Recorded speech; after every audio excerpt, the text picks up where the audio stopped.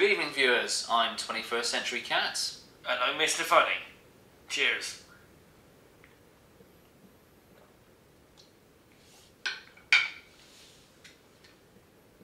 Viewers, last week, me and Andy, we went to London. Yep. We went to London to see Chris Rock. We went to the Big Smoke. Sorry, what did I say about interrupting me? I don't know. I said about not do it any time. Yeah, alright. Just interrupt when you feel free. Yeah, the Big Smoke. Yeah, Chris Rock. No, well, actually, I've had enough of being the host of the show. You tell the story. Right then, viewers, we went to see Chris Rock in London. What did you think? It was rubbish. It was diabolical. It was alright. Awful. Yeah, I thought it was really funny.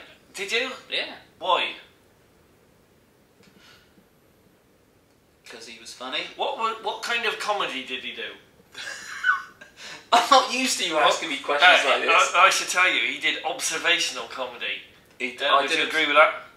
Yeah. Now, before I went to see Chris Rock, a few friends did say he does a lot of sort of racist. He's not racist, but he talks about racism. Yeah. Yeah, and he's talking about like the Battle of the Blacks and the Barack Obama and all like just what was his. Andy, this wasn't what we were going to talk about. You jumped in, Yeah. and you've come in a few steps too far. All right. Yeah. Carry on. Yeah. What was your question? Well, the show was great, but I guess the adventure was actually getting there. Oh dear, getting there. We nearly didn't make it, did we? No, why was that? Well, because Out of me and you, whose fault was it almost that we didn't make it? well, I suppose I could accept a bigger proportion of the blame. 99 to 1%, yeah? But I don't even think it was my fault. What do you mean? You were late! We were late. We had a coach booked for 1:45 to go from Bristol to London. Andy phones me up at like 1:40 or 1:35 saying, Steve, I'm not going to make it. Yeah. Whose fault was that? It was the place where my car was being MOT'd. It was their fault. Are you saying my beef's not with you, it's with the MOT place in Right, Weston? I took my car in at 8:30 and said I must have that car by 12 because I'm going to London. And there's stuff going on that you don't even know about. It would take... What, me? Yeah. I don't know about it, or they don't know about No, it. you don't know about it. It would take 10 minutes if I explained the whole thing. Yeah, skip to the end. How the car failed, and now I had to phone up the insurance company, book the hire car, then there was problems there. But basically, I eventually had the hire car, and when I got through to you, I said, do you want me to pick you up? And you said you didn't know. I said But no. Did you? I said I walked. But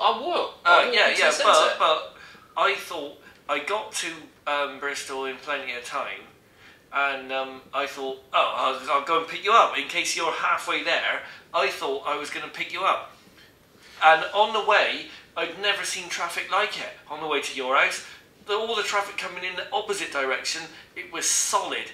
And I thought, I ain't got time to pick him up now. I've got to turn around and come back in this solid traffic. And I couldn't get out and park and walk. Can I take over this bit? Not yet. In a minute. And I couldn't go an alternative route because that was the fastest route. And any alternative route, and I was going through all of them in my mind, none of them would have worked out. So in the end, yeah, eventually I made it and we had to run to the bus station. I had to run about 10 minutes to the bus station. Yeah. I was that close. I actually phoned up National Express saying, look, my coach is at 1:45. At that point, it's 1:30. I thought you did phone him up. No, I did phone him up. The coach was at 1:45. I phoned him at 1:35, and at that point, Andy was still in a traffic jam. And it was a case of the thing that if you didn't change the booking before the time had passed, you just lost the money. And that's when you finally got there. But to cut a long story short, we got there in the end.